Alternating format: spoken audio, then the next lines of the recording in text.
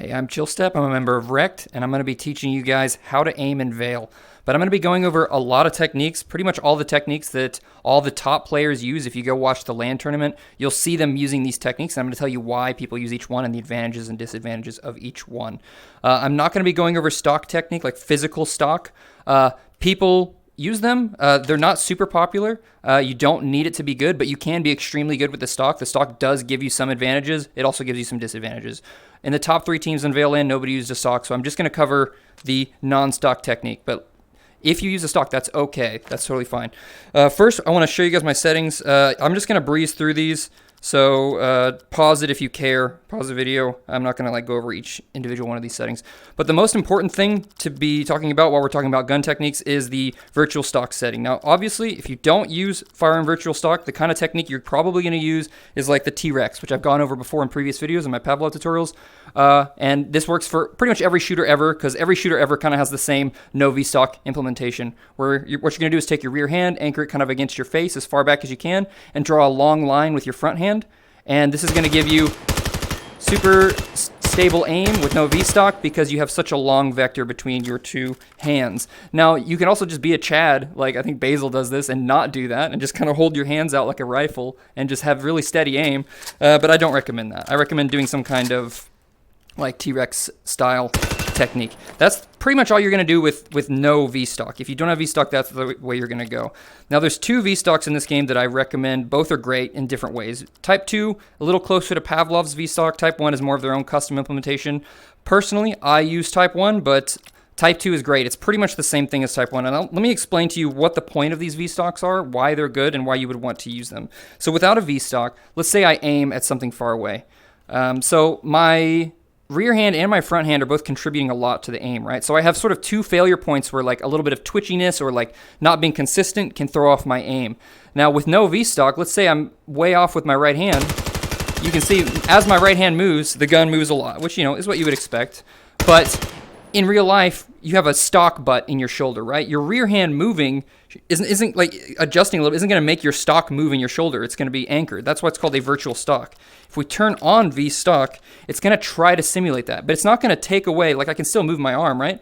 Here's what's really clever. Watch my reticle up there, right? So if I'm aiming there, when I move my rear hand, I'm still on target. No matter where my rear hand is, I'm pretty much always going to be on target. And the reason is it's sort of drawing a really long line to some ranging point out there and trying to pull your gun sort of like a string through your front hand toward that point. So your front hand is all of the aim and your rear hand is just kind of there for show. It's kind of there to help keep the sight aligned with your eye. So that's why I recommend these V-stocks if you're freehanding, because it basically does what that T-Rex technique tries to do. It makes it so that there's low contribution from your rear hand, so all of your aim is just on your front hand. And since now we understand what the V-stocks are for, let's go over a little bit of theory about how to actually hold your hands with the V-stock and what we're trying to do in these games. So you're trying to be able to flick really quickly, right, and accurately. We want to be able to click on heads, especially in a game like this where there's literally no recoil. I'm not going to make a recoil tutorial video because there's no recoil in this game. It's all about accuracy and speed and like being able to flick quickly. And I'm definitely not the best at this, but I do know a little bit about the theory. And what you want to be able to do is minimize how much effort you're putting into every move. If I'm flicking with a lot of effort, my sight's going to bounce around and it's not going to be accurate on target, right? Unless you're like super, I guess, strong and young, which I'm not. So the first technique I want to go over is the one that I used in LAN. It was really successful for me. You might like it, especially if you're a little bit of an older person like myself. Type 1 is what I use for this, but it does work with Type 2. With Type 1, all you do, it's sort of like, we'll call it the relaxed V-stock technique. What you're trying to do is, obviously we want to be able to sprint around, right? So you need to find that sweet spot where your gun is just down enough to where you can sprint around. It's going to be somewhere right here, right? We're really fast. We're at a ready fire pose, and then you just gently flick up with both hands. And you don't want to throw a bunch of effort into this. If you flick really hard, it's just, you got to counter your own motion. The sight's going to bounce around a lot. And when you have adrenaline, that's going to happen anyways. But if you're nice and relaxed, then you're going to be able to control it a lot more. And I haven't been playing much, so my my muscle memory is not too great right now. But you can see it's nice and relaxed flicking, and it's not requiring a lot of effort. Now, there's a variant to this, which you put a little more effort into, but it's better almost. And I would actually recommend trying this out. This is what I'm going to call the Nadix technique, because Nadix, who's on my team, is who I learned this from. I was trying to develop something similar to it for a while, and then I just saw him using it at LAN, and it was just beautiful. You have to watch the LAN tournament and just see how he aims. It's so fast and so good. So he's essentially doing something similar, where he's using V-Stock 1. He's using both hands sort of at a relaxed position, but his rear hand, when he's in sprint pose, he kind of holds it cocked and ready, and he's going to flip his front hand out like this. You flip it out towards the target. And what's so special about this is, when I showed you before, if you put a lot of effort into flicking quickly up and down, it bounces. And the reason it bounces is because your front hand is going up and down, right? So you force your hand up and down and it bounces like this, and that throws your side off. Or you're forcing your hand side to side, right? With his technique, he's flicking towards the target. He's like doing like a Spider-Man flick, right? And what that does is it puts that force into the target, towards the target. So you're not going to bounce up and down. You're going to bounce like front and back, if anything, which is what you want. You want that sight to stay aligned. So it's like a flip with your front hand. Just try it. And I barely use this, but I can tell how freaking good it is, you know? And if you just watch him play, you'll be able to see. Nadix is going to keep kicking ass, and it's partially because of this technique, partially because he's just a god, right? That's the Nadix technique. Highly recommend that if you can make that work. That's really cool. Another super popular technique, a lot of people use this at LAN as well, and you've seen me use something similar in Pavlov, is the controller stacking technique, which is what I kind of advocated for in my Pavlov tutorials. Now, for this one, you can do it with Type 1, but I actually recommend Type 2, and the reason for that is with Type 1, when you're in a stack position, when you move your hands down, Type 1, one of the main differences between it and Type 2 is it lets you, it kind of comes out of V-Stock mode when you're far from the shoulder.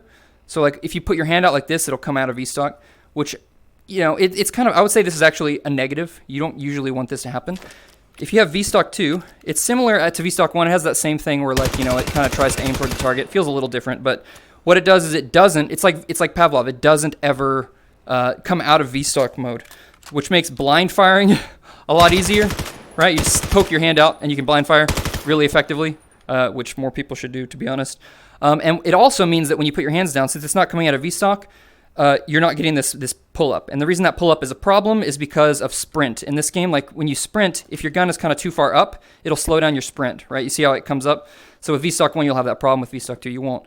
And the ways, obviously, I didn't mention this before. I'm using index knuckles on both hands because this is what you have to use in Vail LAN. So all of this is obviously for index controllers, but you can adjust it for whatever you're using. There's two ways that I've figured out how to do controller stack. Some other people have been able to make it work a little differently. I don't know. People's bodies are different. I don't know what the differences are and why it's different for some people. But there's two ways. One way is to sort of stack my hands like a pistol grip like this. You can see there's not a lot of bounce. It's very stable. It's really nice. And then there's also, you can kind of anchor it, and this is what I've seen other people do sort of at LAN, and I don't know why it works so well for them. If you anchor it on your left arm, you'll see the sights aren't like I'd have to put my hands together for you to see the sight. I'm actually aiming with my left eye, which is something I'll talk about in another video. You should learn to aim with both eyes. It's really useful because then I can aim around corners. If I can find my sight, I can aim around corners and shoot things that you can't even see on screen here because I'm barely peeking the corner. But if you put your hand on your arm, you can aim with your left eye this way. For you left eye shooters, right eye dominant, or right hand dominant, left eye dominant, this kind of technique might work really well for you because it's sort of naturally going to be in front of your left eye this way, and it's still really stable and flicky. So that's pretty much it. Type 2, you can do everything you did with Type 1, so just try both. See which one you like more. There's no reason not to try both. With pistols, it's pretty self-explanatory. There's some settings to change the pistol like angle in here somewhere. You'll find it. I think I used like the middle one. I do recommend like the circle sight here, the one that has it's like a reflex or something. Just play around till you find it. But I like this one because if you're kind of misaligned with your sights, you can see the edge of that circle, and it can kind of inform your brain to realign really quickly and just kind of put the circle on the targets. But you can use red dot if you want. Obviously, I use red dot for this, but a lot of people like the holo. Some of the best players in the world use like the holo or the reflex sight instead. Let me think if there's anything else I want to talk about. That's pretty much it for aim. I'm going to go over some more sort of universal VR techniques, like angles and things, a bit later. But for now, just take this into deathmatch. Try all these different techniques out. Leave some comments in the description on which one, or in the comment section on which ones you like the most.